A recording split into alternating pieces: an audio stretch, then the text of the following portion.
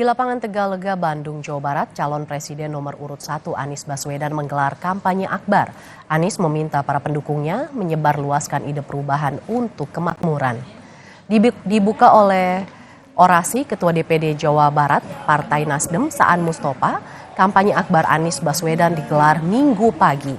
Dalam kampanye, Anies ditemani oleh Ketua Umum Partai Nasdem Surya Paloh dan Wakil Presiden ke-10 dan 12 Yusuf Kala. Pendidikan murah atau mahal? Pupuk mudah atau sulit? Perlunya apa? Perlunya apa? Nomornya berapa? Terus sekalian, kita berkumpul di sini karena kita ingin menyamakan langkah untuk melakukan perubahan, untuk membuat negeri ini adil makmur untuk semua. Dalam kampanye akbar di Subang, Jawa Barat, Capres nomor urut 2 Prabowo Subianto menjanjikan 3 juta lapangan pekerjaan bagi masyarakat Subang dan sekitarnya. Prabowo menyebut wilayah Subang merupakan bagian dari kawasan industri dan perkotaan rebana yang menghubungkan daerah Cirebon, Patimban, dan Majalengka. Di kawasan ini akan dibangun 13 kota baru untuk menopang pelabuhan Patimban Subang.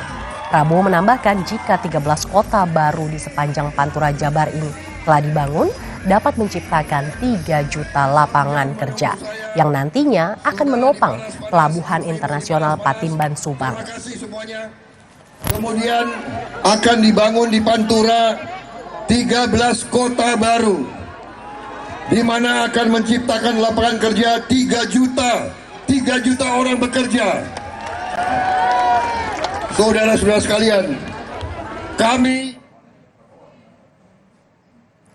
Ganjar Pranowo, calon presiden nomor urut 3 menggelar kampanye akbar di lapangan Astaka Medan Minggu pagi. Ganjar ditemani para politikus PDI Perjuangan asal Sumatera Utara. Kampanye Ganjar dibuka oleh orasi Adian Napitupulu, politikus PDI Perjuangan asal Sumatera Utara. Selain Adian, juga ada Pandana Baban, politikus senior PDIP yang ikut menemani Ganjar.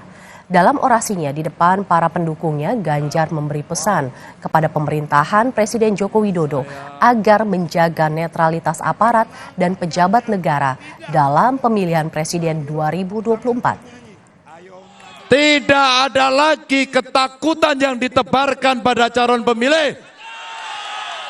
Tidak ada lagi tindas menindas, tekan menekan terhadap. Saudara, informasi tadi sekaligus mengakhiri perjumpaan kami dan pemilu akan kita laksanakan pada 14 Februari 2024. Pastikan untuk tetap mengikuti perkembangan terkini melalui Kompas TV, independen, terpercaya. Kami akhiri Kompas Siang, saya Francisco Don Asiano. Dan saya Mercy Tirayu mewakili seluruh rekan yang bertugas pamit undur diri. Terima kasih dan sampai jumpa.